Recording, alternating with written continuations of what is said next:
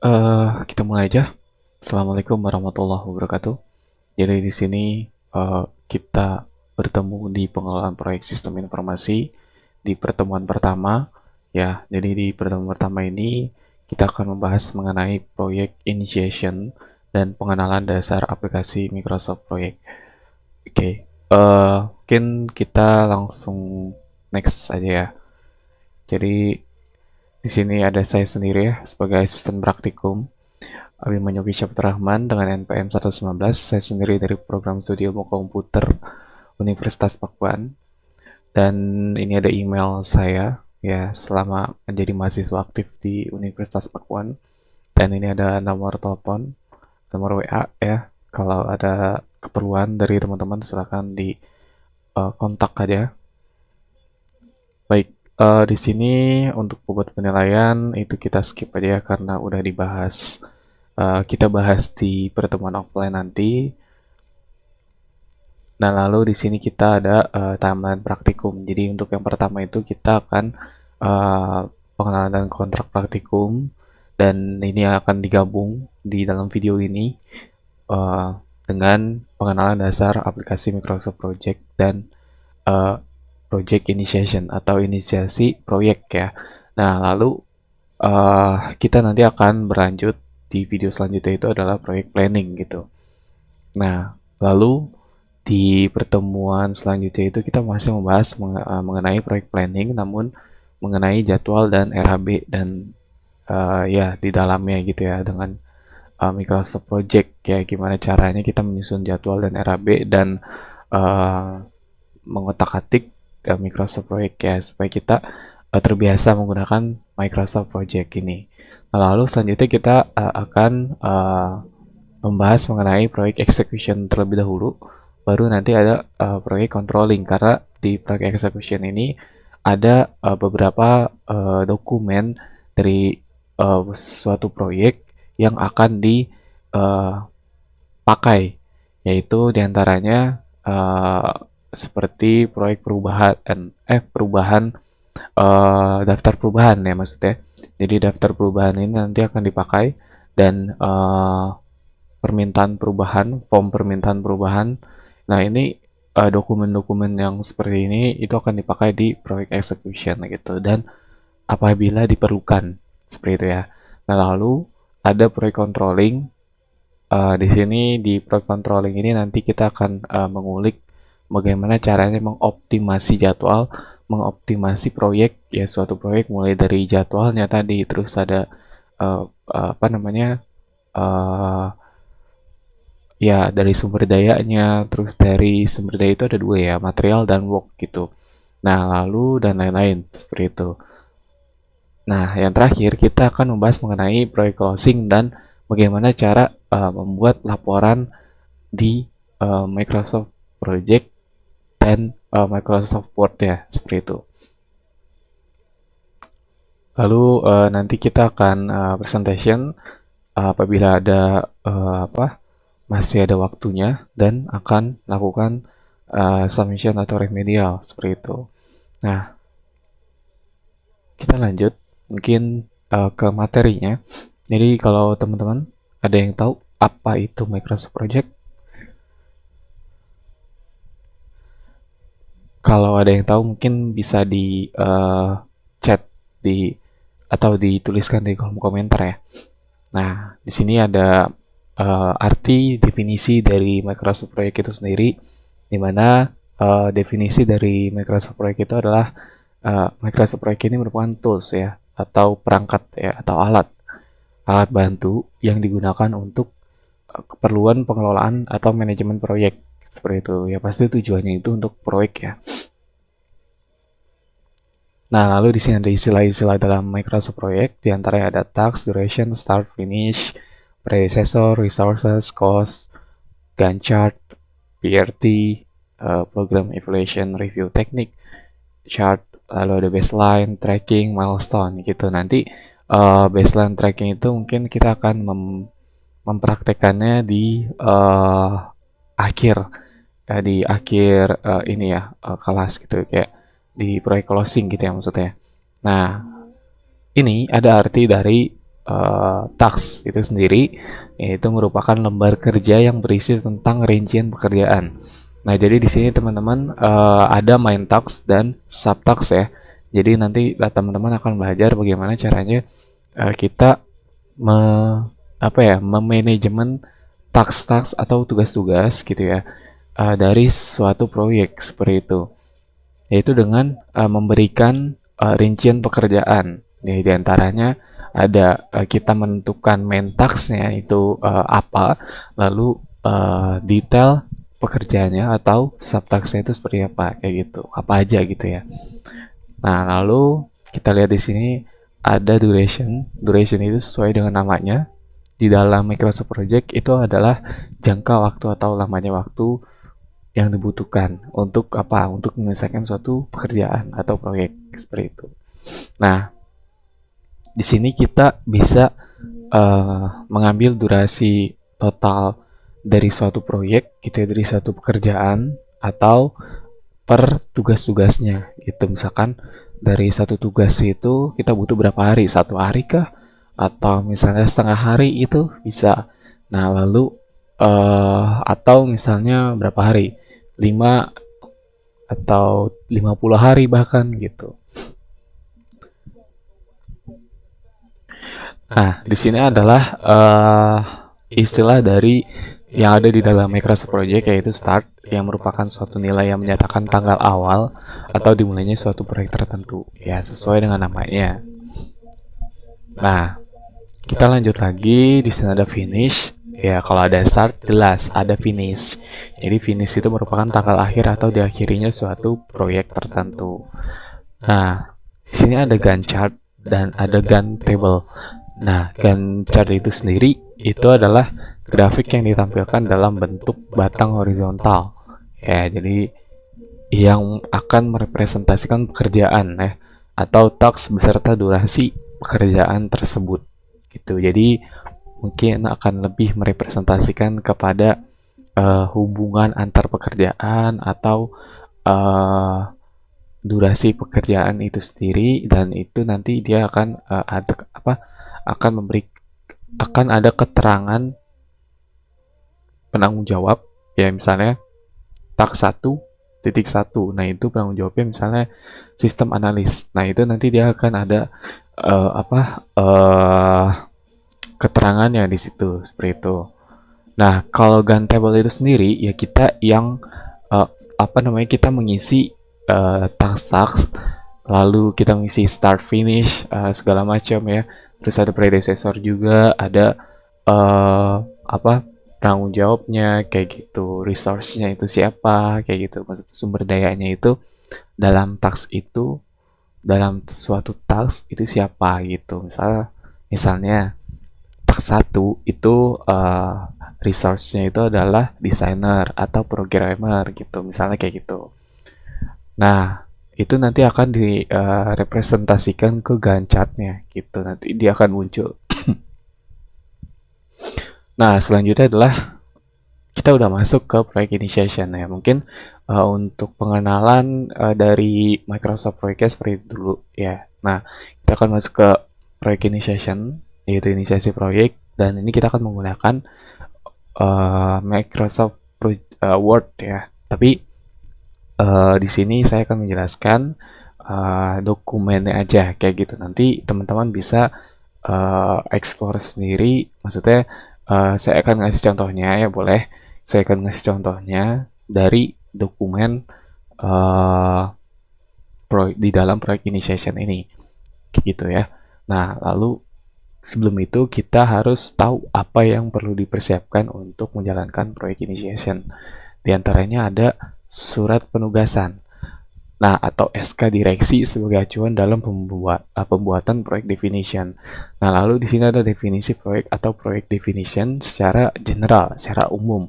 Maksudnya secara ya kita menjelaskan secara gamblang ya apa proyek yang akan kita jalankan seperti apa sih kayak gitu. Nah, di sini juga ada surat penugasan, maksudnya adalah kita di situ akan mendaftarkan nama-nama yang akan menjadi sumber daya manusia di dalam suatu proyek itu, dan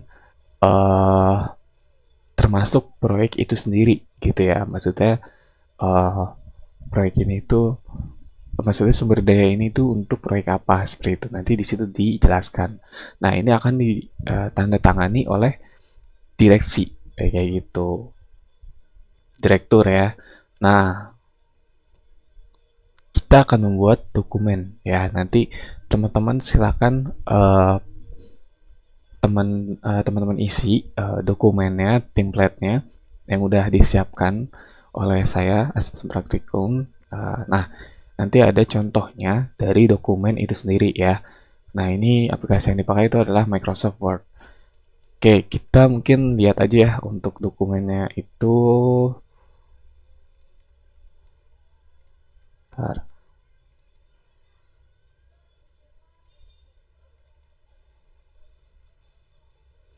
Nah, untuk contoh dari surat tugas itu adalah seperti ini. Di sini kita akan menjalankan, kita akan memberikan nomor dari surat itu sendiri, lalu ini akan diketahui ya oleh direktur dan disetujui oleh direktur, uh, direktur dari suatu perusahaan yang kita mau laksanakan proyeknya. Nah, lalu di sini ada petugasnya ya. Jadi di sini ada pemilik proyeknya dan manajer proyeknya. Pemilik proyek itu lebih atas ya, lebih dulu daripada manajer proyek. Seperti itu. Karena nanti yang akan mengelola proyek itu adalah manajer proyek. Nanti laporan dari manajer proyek itu akan diterima oleh pemilik proyek dan akan disampaikan kepada direktur. Nah, si pemilik proyek ini akan bertanggung jawab secara penuh terhadap proyek yang dijalankan. Seperti itu. Nah, lalu di sini ada apa? Rincian proyek ya akan dilaksanakan di mana. Terus nanti yang bersangkutan itu maksudnya adalah sumber dayanya ini. Nanti kalau teman-teman seandainya ya punya sumber daya lain, misalnya programmer, taruh aja di sini kayak gitu. Nah, lalu di sini ada ya keterangan, lalu di sini kita kasih kolom tanda tangan gitu supaya direkturnya itu akan menandatangani kayak gitu. Nah, ini kita ambil contoh kasusnya itu adalah di tahun 2015. Seperti itu ya. Nah, kita lanjut lagi ke proyek definition. Nah, untuk proyek definition itu adalah coverage seperti ini. Nah, ini adalah contoh ya. Jadi, jangan dijadikan patokan khusus untuk suatu proyek dari proyek teman-teman. Ya, karena ini hanya contoh. Ya, nanti suatu proyek akan punya template dokumennya sendiri kayak gitu. Covernya juga akan ada sendiri kayak gitu ya. Nah, di sini akan ada judulnya ya. Jadi ada proyek pembangunan sistem informasi kepegawaian ya. Jadi yang mau dibangun itu apa dan tujuannya itu kemana gitu. Nah, ini dijelaskan bahwa dokumen ini merupakan dokumen pendefinisian proyek. Di halaman pertama ya dari suatu dokumen itu ada dokumen kontrol ya di isinya ya. Ada dokumen kontrol di mana akan ada daftar perbaikan dokumen yaitu terdiri dari tanggal, penulis, versi, dan referensinya. Referensi ini dia ambil dari surat penugasan dari direktur. Nah, kalau apa? Oke, nah kalau misalnya referensinya dari surat SK direksi, ya berarti SK direksi gitu. Nah, lalu di sini mengetahui nama dari pemilik proyek itu siapa, kayak gitu ya. Nah, jadi dokumen ini intinya ditulis oleh si manajer proyek. Nah, di sini ada nama proyeknya, detail secara globalnya, info globalnya. Di sini ada deskripsi singkat ya. Di sini predecessor itu hal yang harus dilakukan sebelum kita melakukan hal selanjutnya gitu. Jadi pekerjaan yang harus dilakukan yang diselesaikan sebelum kita melakukan pekerjaan selanjutnya. Jadi task 1 kita harus kerjakan terlebih dahulu sebelum kita mengerjakan task 2. Jadi kesimpulannya task 1 itu sebagai syarat dari untuk melakukan task 2. Atau kita bisa lompat gitu ya. Misalkan task 1 itu merupakan syarat ya dari task 4 kayak gitu. Jadi ketika kita ingin menyelesaikan task 4, ingin memulai pekerjaan task 4, maka kita harus ada acuannya, ada pekerjaan sebelumnya, kita harus menyelesaikan task 1 itu gitu. Nah, ini adalah predecessor ya. Terus di sini deskripsi singkatnya dari suatu proyek ya, proyek ini. Kita lanjut, halaman selanjutnya adalah permasalahan. Dalam permasalahan ini dijelaskan apa permasalahan mengapa dibangun proyek ini. Apakah ini suatu pembangunan atau pengembangan kayak gitu. Kita lanjut lagi, di sini ada deskripsi produk service. Ya di sini dideskripsikan mengenai produk atau service yang akan diberikan. Apakah nanti akan ada daftar gaji pegawai, slip gaji, jadi fitur-fiturnya gitu yang dideskripsikan di sini. Ya kan, karena kan bentuknya sistem informasi ya, jadi kita akan memberikan fitur dari suatu sistem informasi itu berupa apa. Misalkan di sini fitur untuk mencetak slip gaji pegawai ya, terus fitur untuk mencetak data untuk pegawai, misalnya kayak gitu. Terus melakukan absensi karyawan secara otomatis dan lain-lain. Nah, di poin C itu apa faktor penentu keberhasilan dari suatu proyek?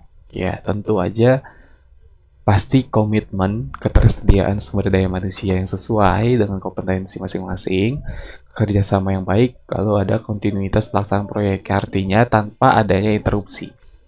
Lalu keuntungan yang diharapkan itu apa? Dari sisi perusahaan itu apa? Dari sisi pegawai itu apa? Dideskripsikan. Lalu ada teknologi yang digunakan. Teknologi yang digunakan itu untuk suatu proyek ya. Pengerjaan suatu proyek itu apa? Yang pasti dalam satu sistem informasi ya, kita pasti ada komputer server dan klien ya. Nah, di situ dijelaskan spesifikasi dari komputer server dan klien itu sendiri, dan fingerprint karena tadi ada sistem absensi ya. Lalu pasti selalu ada internet kayak gitu. Internetnya kita mau pakai layanan apa. Nah, lalu ada deskripsi proyek di sini secara umum high level ya. Nah, di sini tujuan diantaranya ada tujuan proyek, maksud dari proyek yaitu yang akan menghasilkan apa, lalu jadwal yang dikerjakan suatu proyek itu durasinya berapa lama totalnya. Nah, lalu dirincikan ada apa aja yang akan dikerjakan, apakah pembangunan, lalu apakah perawatan, pertemuan kayak gitu ya. Jadi dirincikan lah ya. Lalu di sini ada estimasi perkiraan biaya. Lalu selanjutnya dari suatu proyek itu kita membutuhkan estimasi sumber daya yang diperlukan. Nah, itulah yang dimaksud dari deskripsi proyek secara general ya, secara umum. Selanjutnya di poin G ya ada perencanaan aktivitas secara global. Nah, ini dirincikan dari total waktu yang didapatkan, yang kita berikan tadi ya, ini dirincikan di sini seperti itu. Tapi masih secara umum gitu. Jadi ini hanya main task-nya aja ini ya. Ini main task-nya gitu.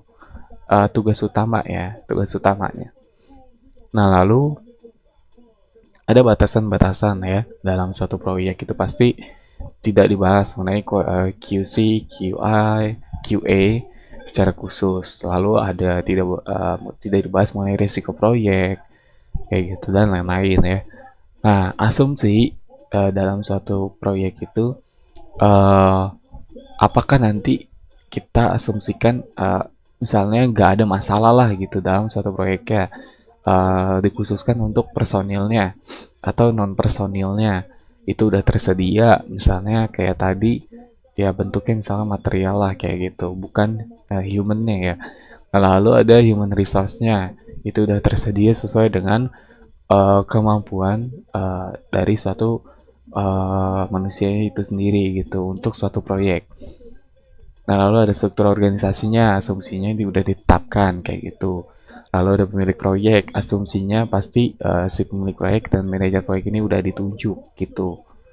Ya, seperti itu untuk pembahasan dari dokumen proyek initiation. Ya, ini adalah syarat pertama untuk melakukan suatu proyek itu adalah kita harus memiliki proyek definition dan surat tugas dulu ya, surat tugas dan proyek definition ya. Makanya di sini ada angka 01 ya di sebelah kiri ini. Jadi setiap dokumen nanti akan diberikan angka itu sesuai dengan urutan yang di disusun gitu ya dokumennya. Oke, mungkin itu aja pembahasan untuk hari ini, untuk video kali ini. Jadi kalau teman-teman ada pertanyaan silakan disampaikan via WhatsApp atau di kolom komentar aja ya. Biasanya nanti yang akan saya baca itu lebih prefer ke kolom komentar gitu ya. Oke, mungkin sekian dulu video kali ini. Mohon maaf apabila ada kekurangan dari saya. Sekian, wassalamualaikum warahmatullahi wabarakatuh.